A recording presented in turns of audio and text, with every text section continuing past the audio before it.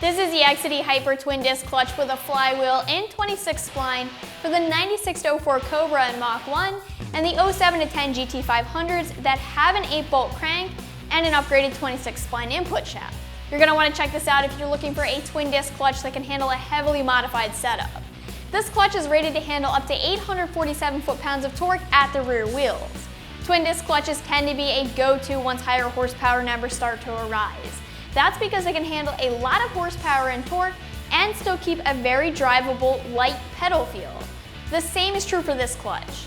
Keep in mind though that this is a 26 spline clutch, which means that it needs to be used with an upgraded 26 spline input shaft, like those found in the Tremec Trans. Exedy does make the same clutch in a 10 spline if you need that, so just be aware which clutch you're looking at. This is a 26 spline 8-bolt setup. Another thing that I wanted to mention right up front here is that this clutch comes with a flywheel. Most clutches don't. The install for this is a 3 out of 3 wrenches in the difficulty meter. If you compare this clutch to the stock clutch, the main difference is going to be the fact that this clutch has 2 clutch discs instead of 1.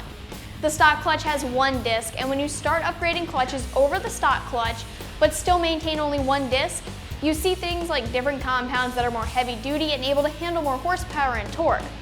You also sometimes see changes in design, like a puck style clutch, or basically more friction surface area to handle the greater amount of power. As you start to change compounds and materials, you get a different type of engagement and disengagement, and therefore a stiffer pedal feel. The Exedy, on the other hand, has 2 clutch discs that are made with a cerametallic compound, which is a blend of ceramic and metallic materials. So you have 2 cerametallic friction discs in a 6-pad design for extreme heat resistance. That's what helps to allow this clutch to have such a high torque rating. That, and there's the old saying of 2 is better than 1 comes into play here, since when you pair 2 discs together, they can handle a lot of horsepower and torque. A twin disc clutch is going to be able to dissipate heat better naturally. You have twice the surface area to make sure you're getting a more positive engagement when the pedal is released, since you now have 2 discs that are separated by a floater plate. Then on top of that, you have the cerametallic material that's made for a heat dissipation. And the best part about all of this is the pedal feel. I keep mentioning pedal feel, and a lot of the pedal feel has to do with the material of the clutch disc and the hub setup. This has a sprung hub center disc, and this means that this is a smooth engagement with very little pedal effort. Being sprung hub and having a cerametallic material also means that the clutch has a nice, firm release characteristic, which makes it a good clutch for both street and strip applications. When it comes to price, you can expect to pay a touch over $1,400 for this clutch. The multi-plate clutches are much more expensive than a standard clutch, and clutches do go up in price as horsepower ratings go up.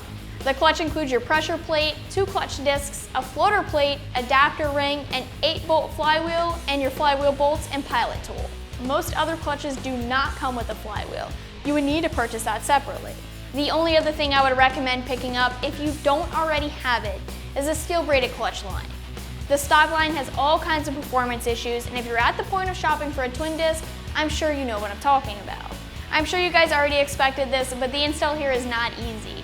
It's a lot of work, so you need some experience to get this done yourself, and a lift is going to be your best friend. If you don't have these things, it might be best to take the car to a shop for the install. Overall, this is a 3 out of 3 wrench install on our difficulty meter, which should take about 4 hours to complete. You've got to drop your trans, which means you need to unbolt your exhaust and drop it from the mid-pipe back, and your drive shaft as well. You'll have to drop your starter and unbolt the bell housing to get the trans out of the way so you can get to the clutch. Once the stock clutch is out of the way, Exedy does tell you exactly how to put this clutch in properly, so you don't have to worry about that. After that, you're looking at needing to bleed the clutch line, which can take a little bit of time, but it isn't difficult. The only other thing that I wanted to mention here is make sure you follow the break-in period with the clutch if you want the clutch to be smooth and have a nice long life.